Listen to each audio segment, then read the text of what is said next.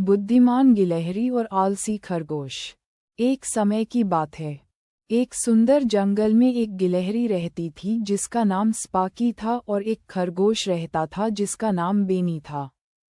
स्पाकी अपनी मेहनत और योजना बनाने के लिए मशहूर था, जबकि बेनी अपनी लापरवाह और आलसी आदतों के लिए जाना जाता था। जब गर्मी का मौसम खत्म होने लगा तो स्पाकी ने अखरोट इकट्ठा करना और उन्हें अपने आरामदायक पेड़ के बिल में जमा करना शुरू कर दिया। एक दिन स्पाकी ने बेनी से कहा, सर्दी जल्दी ही आने वाली है, तुम्हें भी तैयारी शुरू कर देनी चाहिए। जब बर्फ जमीन को ढक लेगी तो खाना खोजना मुश्किल हो जाएगा। बेनी हंस पड़ा, अभी क्यों चिंता करें, चारों ओर खाना ही खाना है, सर्दी के बारे में बाद में सोचूंगा, उसने जवाब दिया और गर्म धूप का आनंद लेने के लिए कूदता फांदता चला गया। दिन हफ्तों में बदल गए और पतझड़ के पत्ते गिरने लगे। स्पाकी बिना थके मेहनत करता रहा और अधिक खाना जमा करता रहा तथा अपने घोंसले को मजबूत करता रहा। दूसरी ओर बेनी अपना समय खेलने, खाने और पेड़ों की छाया में झपकी लेने में बिताता रहा। फिर सर्दी आ गई। जंगल बर्फ की चादर में लिपटा हुआ था और पेड़ नंगे खड़े थे।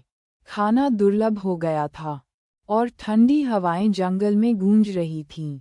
स्पाकी अपने पेड़ के अंदर आराम से बैठा था और उन अखरोटों का आनंद ले रहा था जो उसने जमा किए थे।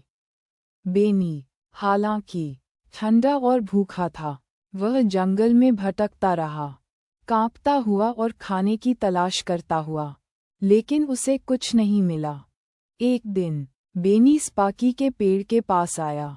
स्पाकी, मैं बहुत भूखा और ठंडा हूँ, उसने गिड़गिड़ाते हुए कहा।